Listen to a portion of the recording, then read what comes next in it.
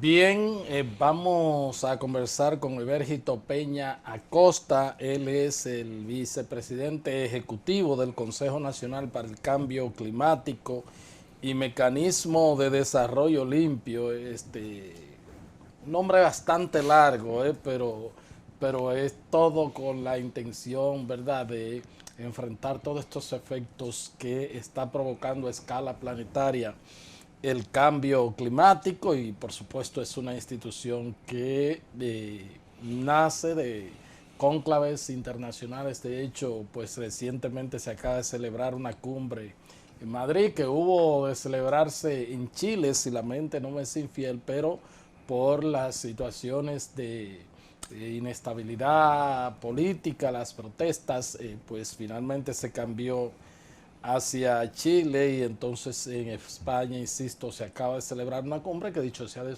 paso, o sea, de jefes de Estado y de gobierno, que estuvo allá pues el presidente Danilo Medina. ¿Cómo está usted? ¿Todo bien?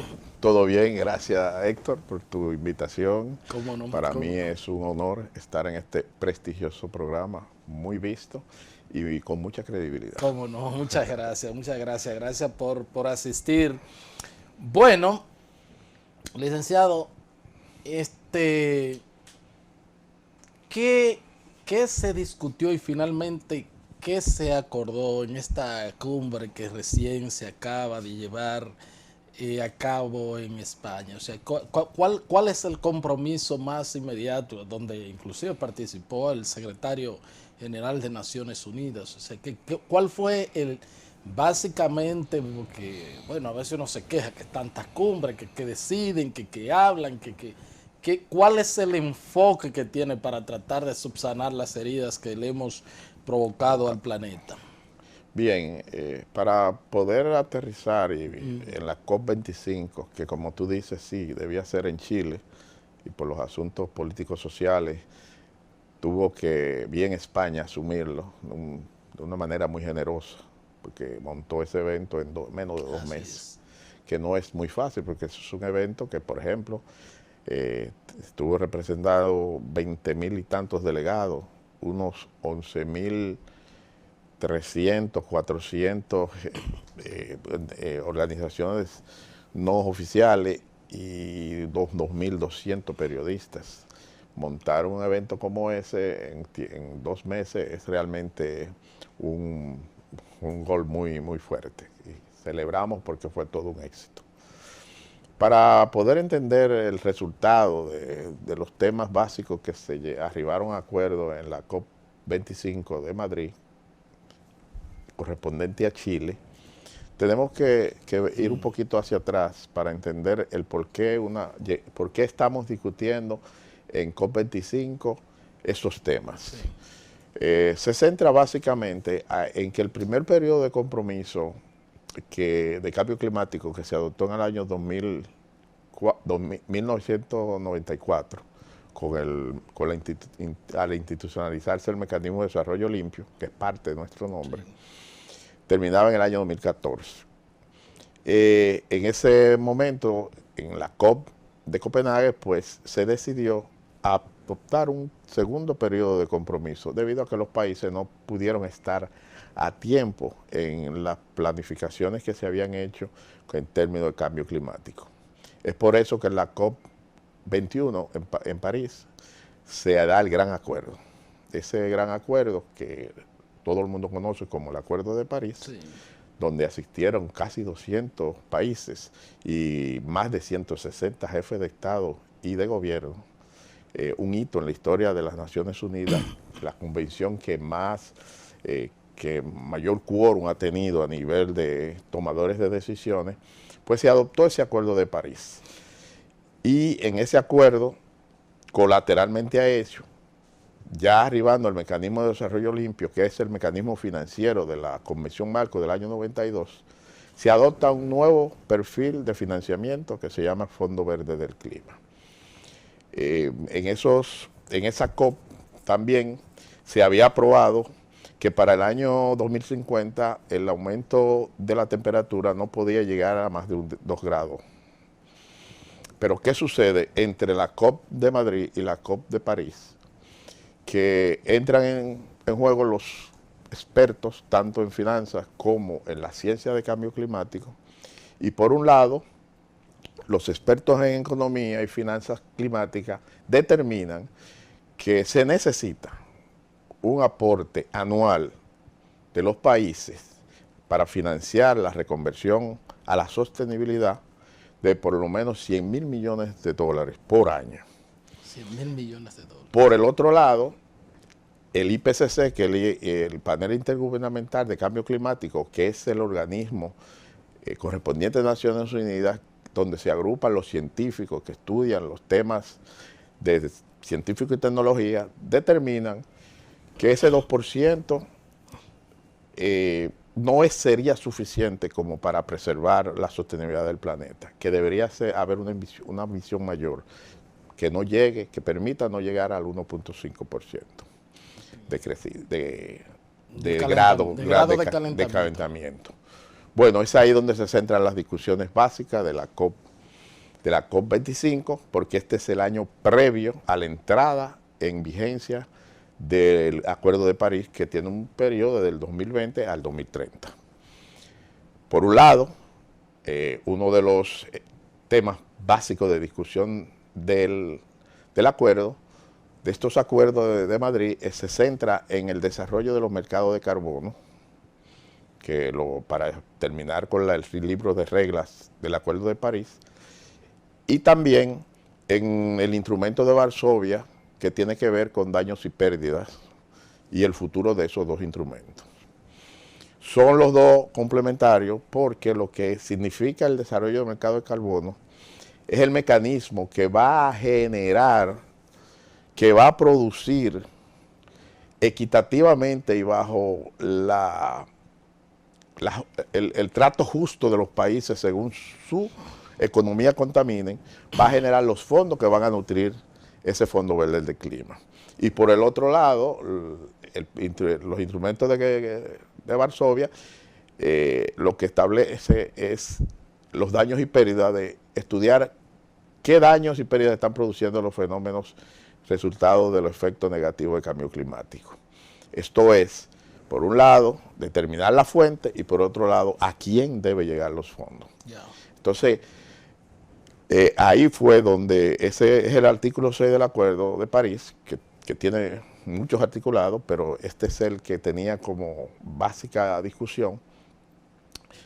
No pudieron llegarse a acuerdo definitivo, porque aunque hay los países de los países menos desarrollados, de pequeños estados insulares, los países europeos, los países africanos y Latinoamérica estaban de acuerdo, las grandes economías como Estados Unidos, China y la India no pudieron entrar a un acuerdo definitivo, aunque casi se logra.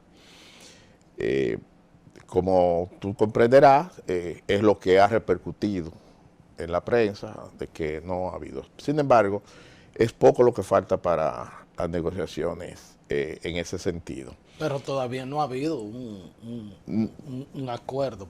Hay un preacuerdo firmado. Lo que pasa es que esos países que son de sus industrias, o sea, sus desarrollos, generan muchos gases de efecto invernadero y son poseedores de grandes recursos naturales, como el gas natural, el carbón, el petróleo, que son los combustibles que realmente se están produciendo el daño. Hacer la reconversión de esas economías es un proceso muy difícil y muy costoso. Entonces lo que se está apostando es de que esos países, por lo menos, en el desarrollo del mercado de carbono, eso es como ponerle un precio a ese carbono generado para que se puedan tomar los fondos y se financie, por ejemplo, en países como el nuestro, que tenemos una ambición de reducción de un 25%, pero condicionado a financiamiento, podamos recibir esos fondos y podamos nosotros entonces hacer la reconversión. En el caso nuestro, sobre todo en el tema de adaptación, porque nosotros como economía pequeña somos muy poco, contribuimos muy poco al daño, pero sí recibimos mucho, somos uno de los 10 países más vulnerables a los efectos del cambio climático y por tanto tenemos el interés y nuestra principal preocupación dentro de los temas de cambio climático, que es mitigación, adaptación, financiamiento de educación, el tema de adaptación para nosotros es básico. Pero la adaptación necesita recursos. Y por ello nosotros estamos enfrascados y haciendo consenso con grupos de acción como el GRULA, el Grupo de Latinoamérica y del Caribe, con los AOSI, que son los pequeños estados insulares, haciendo sinergia, porque la convención tiene la virtud de que no importa el tamaño de la economía, cada país tiene un voto. Y se hacen los consensos por grupos que tienen la misma configuración y los mismos intereses, para que los asuntos de los temas de discusión puedan pasar satisfactoriamente para el planeta. ¿Cómo no? Pero mientras tanto, en el acuerdo que se firmó en París, un poco después de la llegada del presidente Trump, pues anunció su salida de ese acuerdo. ¿Cómo se mantiene Estados Unidos ahora en esta discusión cuando se supone que esto es consecuencia, ¿no?, de lo que ya previamente se había acordado en París? Entonces, ahora es una de las tres potencias en el mundo que dice, un momentito, yo con estas cosas así tan drásticas, vamos un poco al paso. Además, presidente como Trump y presidente como Bolsonaro, por ejemplo, de Brasil, no están tan convencidos del asunto del deterioro del cambio climático y creen que es más una posición izquierdista que de otra índole.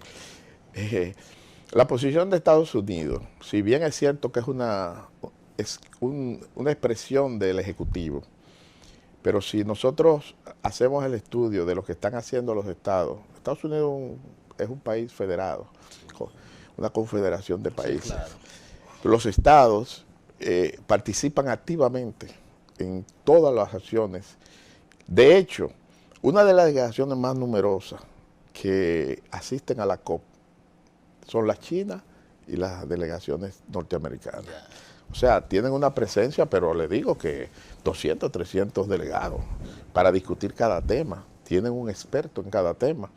Sin embargo, no obstante la medida anunciada, porque la salida del acuerdo no es inmediata. No es inmediata, tiene que haber un protocolo. Hay un protocolo que todavía no se ha cumplido y de hecho se ha anunciado, pero no se ha iniciado.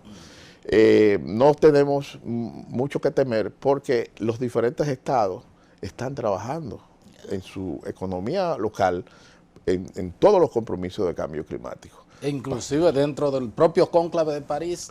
Dentro del cónclave de París, el estado de California, que estuvo gobernado por Arnold Schwarzenegger, sí, un gobernador por 8 años, es una de las figuras principales que se presentan en cosas. Y usted sabe que, por ejemplo, el estado de la California, como estado, si fuera país independiente, sería una de las décimas economías del mundo. La décima economía del mundo. Entonces, el peso que tiene, sí, determinante. Y su economía está trabajando sobre la base de la sostenibilidad. Y así usted ve el estado de Nueva York, lo ve el estado de la Florida, lo ve el estado, independientemente de la política y de lo anunciado por el Ejecutivo. Nosotros vemos la acción norteamericana como muy positiva en pro de cambio climático. Claro, creo que inclusive la presidenta de la Cámara de Representantes, Nancy Pelosi, estuvo allá en España ahora. Precisamente le iba a hacer, eso es cierto, y estuve con ella. O sea, estuve en un evento donde pudimos participar y la convicción de esa señora del problema y de lo que representa cambio climático y lo que representa hoy mismo para la política norteamericana, te dice a ti que no hay en el escenario local norteamericano un consenso sobre el tema. Sí. Como no lo hay en muchos otros temas, claro, pero en el que nos ocupan, no nos preocupa. Vemos a Estados Unidos con mucha actividad dentro de la COP y está haciendo y está colaborando y cumpliendo con sus compromisos. ¿Cómo no? Que mientras esto es una carrera, se podría decir, contra el tiempo, para revertir los efectos nocivos que ha provocado el hombre a la casa de todo. Podríamos decir inclusive que la propia reacción que tiene la naturaleza en muchas partes del mundo con todo lo que se produce es casi pues en la misma proporción que ha sido agredida por el hombre. ¿Qué tan seguro, y usted que estuvo presente en este evento y que conoce ya por estar involucrado, qué tan seguro es que todas estas cumbres y todas estas reuniones no sean más que retórica, más que palabra, más que advertencia, más que llamado, porque también déjeme decirle que vi unas protestas de grupos de la sociedad civil donde están pidiendo más, están exigiendo mucho más acciones, más que pues estas grandes discusiones. ¿Qué pasos concretos se está dando? Por ejemplo, si vamos a trabajar para reducir 2 grados el calentamiento global, y si decimos, no, pero 2 grados es mucho, tiene que ser la meta 1.5 en X tiempo. ¿Qué pasos concretos realmente están dando y sobre todo las grandes potencias del mundo, que son quienes más contaminan, para que realmente esto no pase más que palabrería y que reuniones cada cierto tiempo? De hecho, mientras las discusiones y los consensos se están buscando y están tratando de firmar acuerdos, todos los países están haciendo sus esfuerzos. Okay. Todos los países están ya cumpliendo. Para ponerte de ejemplo, en el caso de República Dominicana, no obstante no haber un consenso firmado, aunque sí nosotros nos comprometimos a una reducción de un 25% sobre la base de lo que emitíamos en el 2010, ya nosotros prácticamente estamos cumpliendo con ese compromiso. La reconversión energética que estamos haciendo en la matriz en el país, llevarla en los últimos 7 años de un 3% en renovables a un 25% para el año 2020-2021, es exageradamente cumplido en nuestro país, pero todavía faltan cosas más por hacer. Pero por otro lado también dentro del mismo sistema, dentro del mismo sector de energías renovables también tenemos que parte de las críticas que se le ha hecho al gobierno en materia ambiental, el tema de las plantas Punta Catalina, que son al carbón. Entonces en un momento, bueno, el jefe de Estado habló recientemente sobre eso. Muy preciso. Sí, en un momento en que realmente pues ya se estaban dando pasos para eliminar este tipo de energía. También, o sea, en ese sector tenemos ese componente. Y precisamente hay algún mecanismo que se ha establecido en la misma construcción de las plantas para mitigar sus compensación. Sí, mire, yo creo que en el caso de Punta Catalina hay desinformación y falta de información. Okay. Desinformación porque han querido satanizar el tema del nombre carbón. El presidente bien anunció que se hizo el intento de instalar esa planta al gas natural. Y estuvo haciendo las gestiones con Estados Unidos, uno de los grandes productores. Y Obama le dijo, no somos los dueños, el gobierno no somos los dueños del gas. Pero hasta el 2021 no podíamos hacer, mientras la economía dominicana espera, el pueblo dominicano espera. Y no podía, por ejemplo, el sistema eléctrico nacional todavía soportar esa gran carga, porque tiene un componente de importancia en el tema económico de la energía en el país.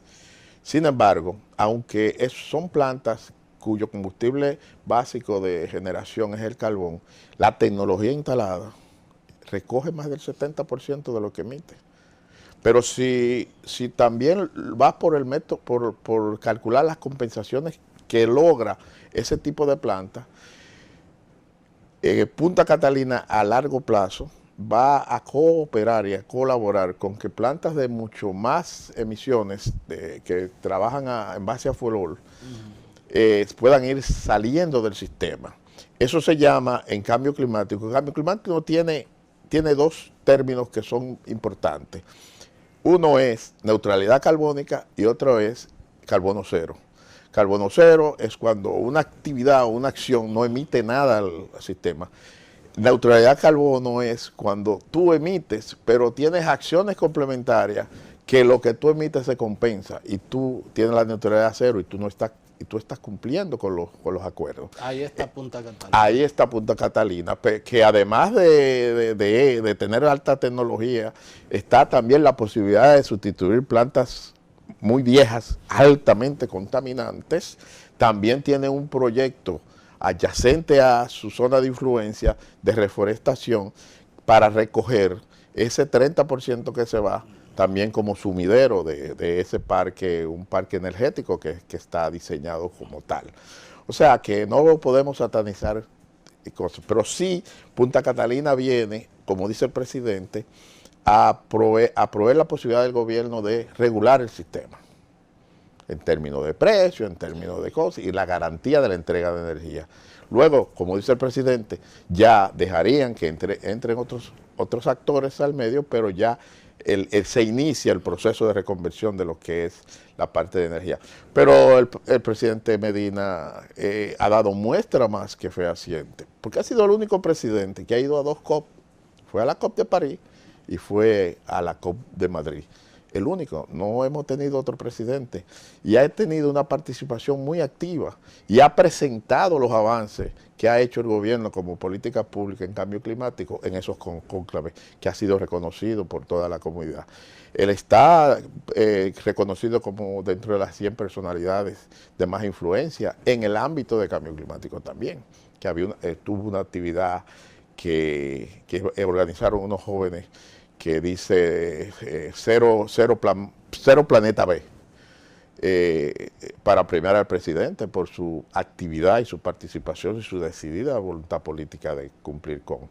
Él está muy claro, y los avances que ha tenido el país los dice. Las últimas medidas, el gasoducto de la planta de Hades, eso es reconversión de 600 y tantos megas a 700 megas, pero también todavía faltan unos 500, 600 megas de energía renovable que están en proceso de instalación. O sea, esa matriz energética va a variar enormemente, todavía, aún lo favorable que ha sido. Y mira, que nosotros no somos tan grandes emisores, pero para tú poder exigir financiamiento para lo que es nuestro interés de la adaptación, tú tienes que dar fe de que estás cumpliendo. ¿Cómo no? Y eso es lo que estamos haciendo nosotros como República Dominicana. ¿Cómo no? Bueno, pues solicito el permiso de Evergito Peña Acosta. Él es el vicepresidente ejecutivo del Consejo Nacional para el Cambio Climático y Mecanismo de Desarrollo Limpio. Vamos a hacer otra pausa y ya regresamos con la parte final de esta entrevista.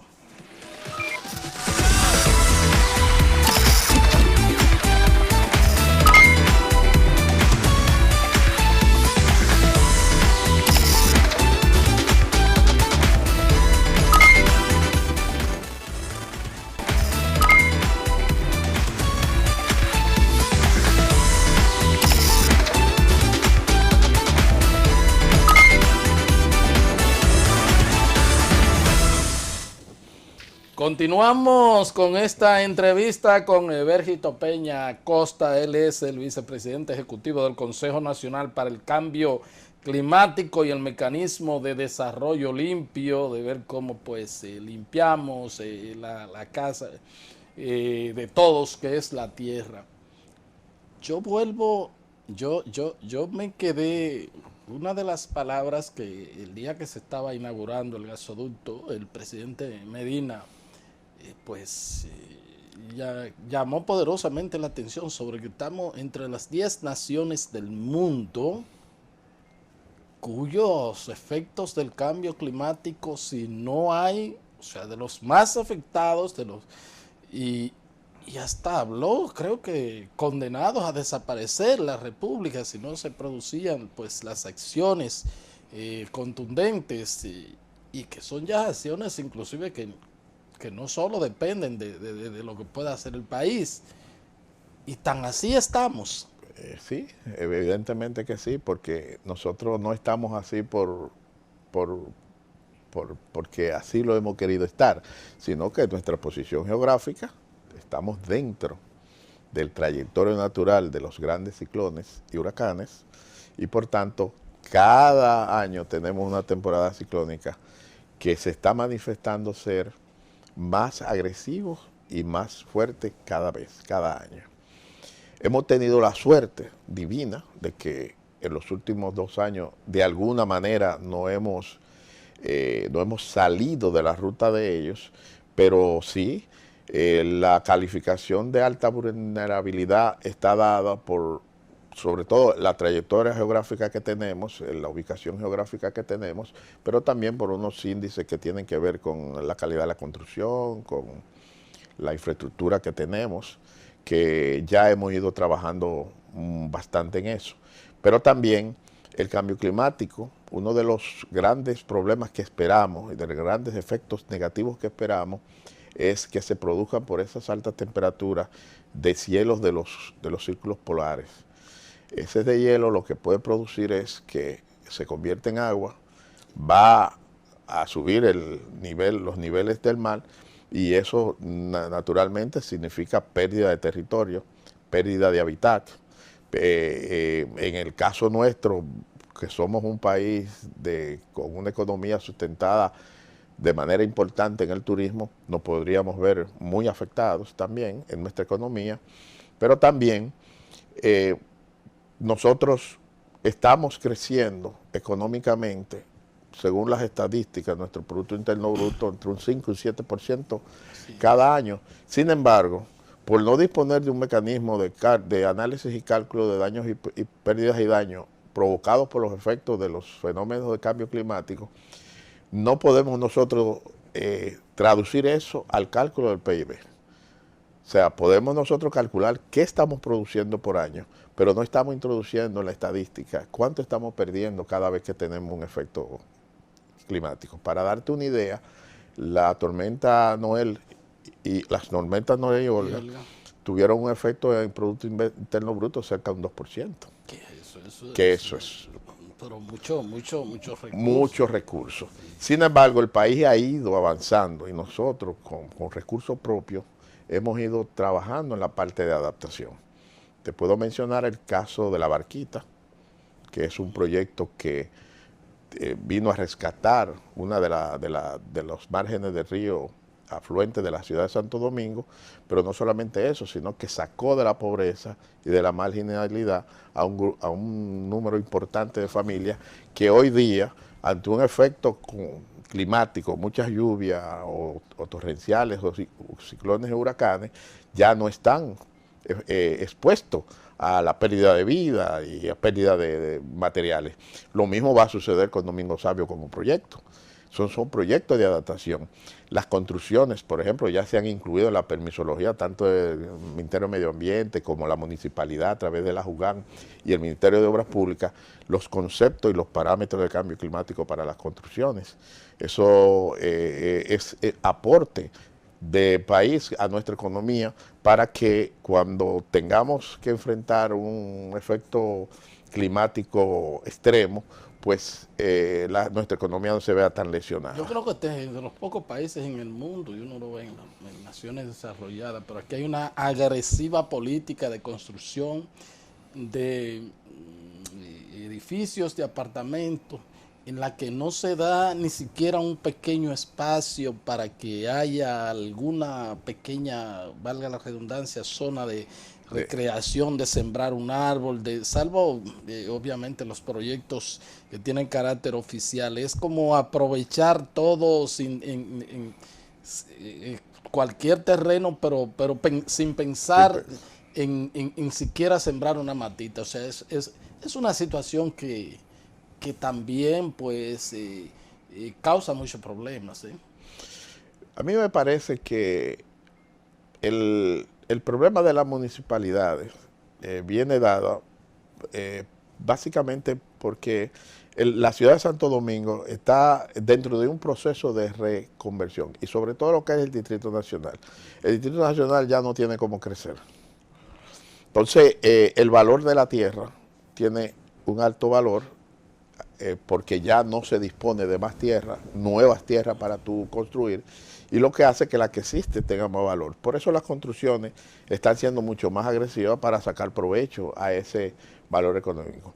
Pero yo creo que la municipalidad está trabajando, porque el tema de cambio climático en las ciudades es básicamente más el tema de residuos sólidos y su clasificación, transporte y destino final, que es donde también se ha estado trabajando. Ya tenemos prácticamente aprobada la ley de manejo integral de los residuos sólidos, que está todavía en un pequeño trance ya de punto de vista de intereses económicos, pero se ha trabajado bastante sobre ese tema.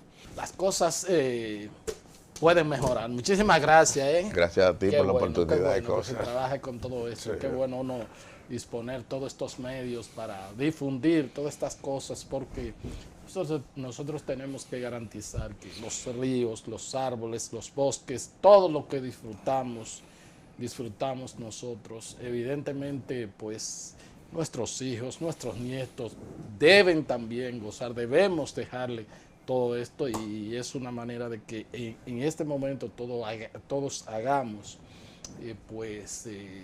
todo lo que esté a nuestro alcance para contribuir a detener este deterioro del cambio climático, revertirlo, y si no volver a lo que éramos antes, pues por lo menos parar hasta aquí estas agresiones que se han producido. Gracias a ustedes por haber estado con nosotros, y será pues hasta otra entrega de su programa de Agenda. Hasta entonces.